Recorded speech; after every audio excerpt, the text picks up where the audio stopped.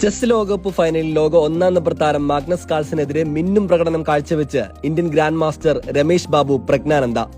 ലോകകപ്പ് ഫൈനലിലെ വാശിയേറിയ 2 മത്സരങ്ങളും സമനിലയിൽ കലാശിച്ചതോടെ നിർണായകമായ ടൈം ബ്രേക്കറിലാണ് അവസാന നിമിഷം പ്രജ്ഞാനന്ദയ്ക്ക് ലോക കിരീടം നഷ്ടമായത്.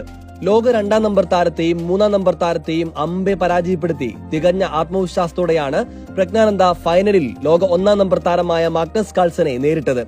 18 വയസ്സ് മാത്രം പ്രായമുള്ള പ്രജ്ഞാനന്ദ ചെസ് ലോകകപ്പ് ഫൈനലിലെത്തുന്ന ഏറ്റവും പ്രായം കുറഞ്ഞ താരവും വിശ്വനാഥൻ ആനന്ദിന് ശേഷം ഫൈനലിലെത്തുന്ന ആദ്യ ഇന്ത്യൻ താരവും കൂടിയാണ്.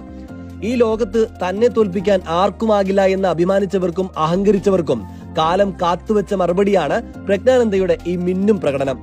ചടുലമായ നീക്കങ്ങളിലൂടെ ചതുരംഗക്കളിയിൽ ലോക ചാമ്പ്യനെ വിറപ്പിച്ച ചെന്നൈയിലെ ഒരു സാധാരണ ബാങ്ക് ഉദ്യോഗസ്ഥനായ രമേശ് ബാബുവിന്റെയും നാഗലക്ഷ്മിയുടെയും മകനായ ഈ അത്ഭുത ബാലൻ ഇന്ന് ലോകത്തിനു മുന്നിൽ ഇന്ത്യക്ക് അഭിമാനമായി മാറിയിരിക്കുകയാണ്.